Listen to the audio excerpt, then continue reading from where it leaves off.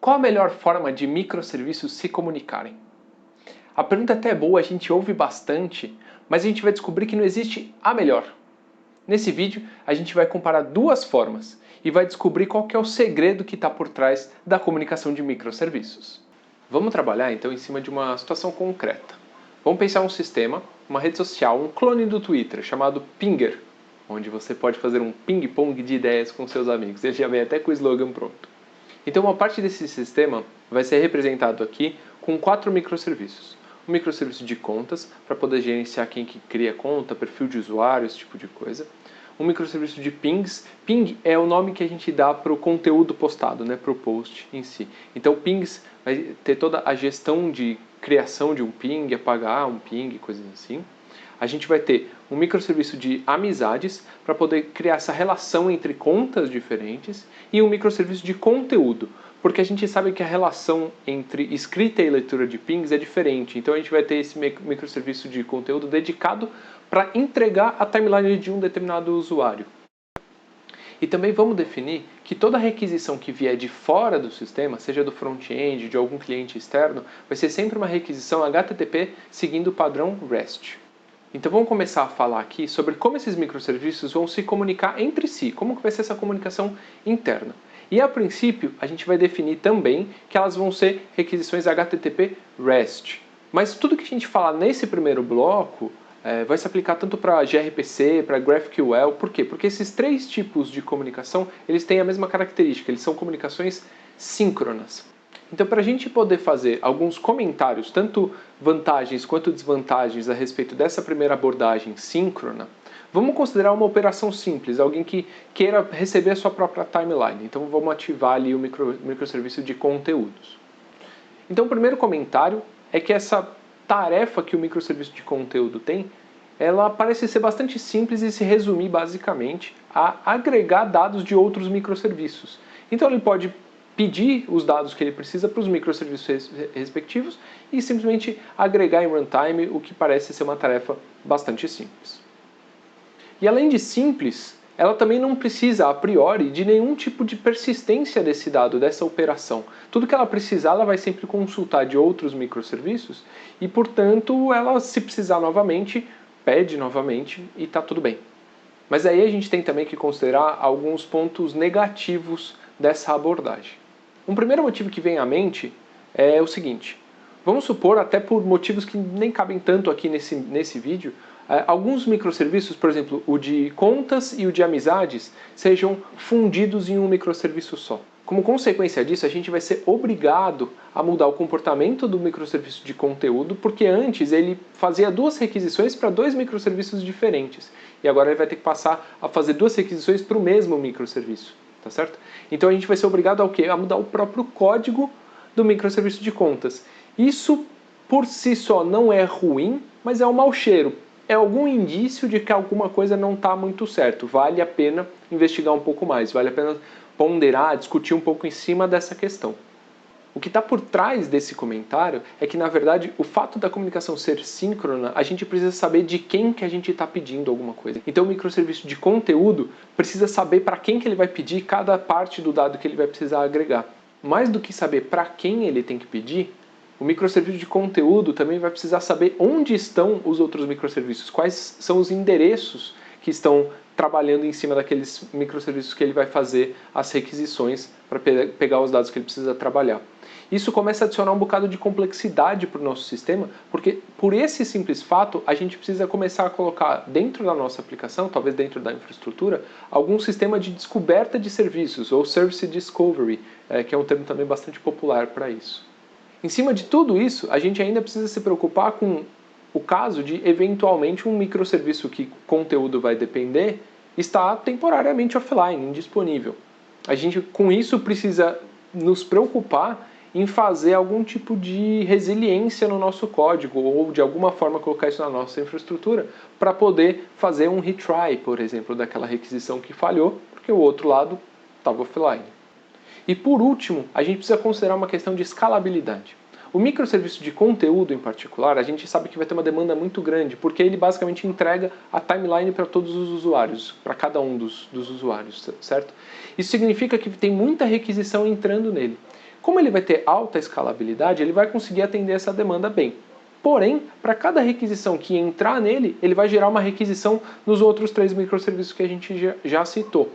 Isso faz com que esses 3 outros microserviços também tenham que estar preparados para atender essa mesma demanda, esse mesmo nível de requisição que a gente vai receber no conteúdo. E aí com isso a gente começa a fazer uma espécie de transbordamento desse requisito que era para ser só limitado ao conteúdo, né? Só que com essa abordagem síncrona, a demanda que a gente tem no microserviço de conteúdo transborda para todos os outros microserviços com quem ele conversa. Portanto, a gente não está isolando as preocupações. Uma alternativa a essa abordagem síncrona, usando HTTP REST ou gRPC e GraphQL, é a gente adotar uma comunicação por meio de mensagens assíncronas dentro dos nossos microserviços. Para fazer isso, a gente vai implementar utilizando um intermediário nessa conexão. Esse tipo de ferramenta é chamada de Message Broker ou também de Message Bus. Você já ouviu falar de Kafka, de RabbitMQ? São esses caras mesmo que a gente está falando. Mas como é que usa essas mensagens? Como é que a gente faz para passar uma mensagem assíncrona? Que tipo de coisa a gente coloca numa mensagem? O conteúdo de cada mensagem vai representar um acontecimento relevante na nossa aplicação, o que a gente chama de evento. E a definição de evento é tão simples quanto isso mesmo. É simplesmente um fato que é relevante dentro do sistema. Esses message brokers, esses intermediários da nossa comunicação, eles costumam ter estruturas internas que a gente chama de fila de mensagens, ou tópico de mensagens, tópico de eventos, canal. Esses nomes todos a gente pode usar para referenciar essa mesma estrutura interna de organização.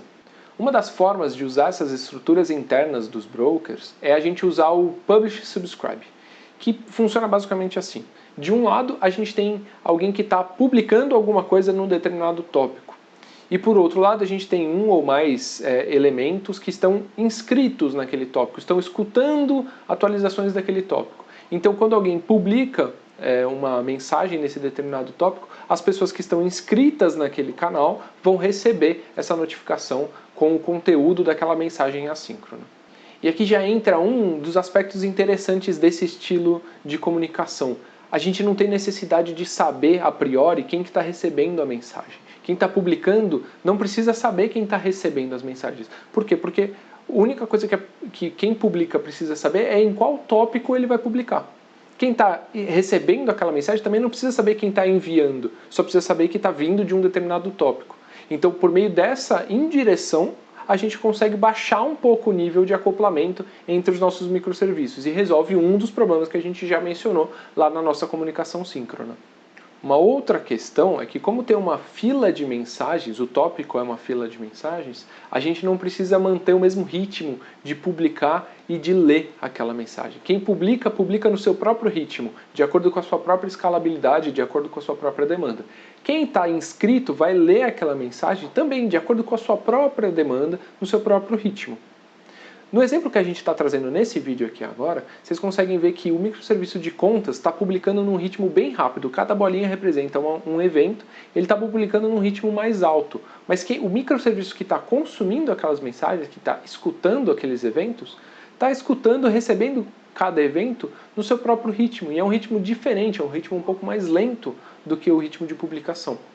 Isso já resolve também um segundo problema, um segundo aspecto que a gente tinha mencionado anteriormente. Um aspecto até que a gente não tinha mencionado é com relação ao tempo de resposta. Mas quando a gente adota essa comunicação por eventos, a gente tem um ganho interessante no tempo de resposta. Isso porque, à medida que os eventos vão acontecendo, os microserviços que estão recebendo eles já vão meio que preparando o terreno para aqueles dados. Então, por exemplo, quando chega uma requisição em um determinado microserviço, como ele já escutou alguns eventos, ele já tem condição de dar resposta para aquela requisição de imediato. Ele não precisa pedir mais nada para ninguém, porque ele já está autocontido com os dados que ele escutou de vários tópicos e vários tipos diferentes de evento que ele estava configurado para ouvir. Um outro fato interessante é que quando a gente configura o nosso broker, a gente consegue permitir um tipo de entrega que é chamada de at least one delivery. Ou seja, no mínimo um vai receber aquela mensagem. Isso faz com que o broker não apague a mensagem assim que ela é entregue para algum microserviço. Ele mantém para entregar para todos os que estão interessados naquele tópico, naquele tipo de evento. Ou seja, o broker faz então uma propagação daquele evento para todos que estão inscritos naquele canal. Falando nisso, você não quer fortalecer e se inscrever no nosso canal aqui? E essa animação representa esse cenário em que o microserviço de contas publica um evento e diversos outros microserviços estão recebendo uma cópia daquele evento. E para fechar esse assunto de comunicação assíncrona, pelo menos essa introdução, é legal trazer um aspecto também de tolerância a falhas. Com esse esquema de comunicação, os eventos ficam armazenados no tópico que ele foi publicado por um determinado tempo que você configurar. Isso permite que, em caso de falha de algum microserviço que venha a morrer ou pare de executar por alguma falha crítica, quando ele se recuperar e voltar a executar, ele pode simplesmente voltar nos tópicos que lhe são pertinentes e reler as mensagens, fazer um replay daquele histórico de eventos para poder reconstruir o seu estado de aplicação. Então, a um custo pequeno, um overhead pequeno no começo de recuperação, você rapidamente tem o seu estado daquele microserviço restaurado para novas requisições. É claro que nem tudo são flores. Adotar a comunicação assíncrona tem também os seus drawbacks, mesmo que seja por eventos ou por qualquer outra forma de comunicação de troca de mensagens. Uma das consequências desse tipo de comunicação é que a nossa consistência de dados, a gente não consegue mais garantir uma consistência forte de dados, uma consistência imediata. A gente consegue garantir apenas uma consistência eventual. Não quer dizer que a gente está abrindo mão da consistência. Consistência eventual significa que, dado um tempo suficiente, todas as partes da nossa aplicação vão se sincronizar com relação aos dados que foram criados. E quando a gente fala em tempo suficiente, a gente está falando na escala computacional, ou seja, na prática estamos falando de milissegundos, dezenas de milésimos, algo nessa magnitude. E como a natureza de microserviços é uma natureza distribuída, a gente está falando que essa comunicação é, em essência, uma comunicação interprocessos. E, portanto, a gente vai ter que ter um cuidado especial para falhas que possam acontecer nesse intervalo entre um processo e outro. Isso acaba adicionando um pouco de complexidade à nossa aplicação, assim como a gente faz quando adota estratégias para contornar períodos de indisponibilidade, que nem eu falei agora há pouco. Espero que vocês tenham aprendido um pouquinho sobre comunicação de microserviços. Gostou do vídeo? Deixa seu like para fortalecer o canal e a gente se vê numa próxima.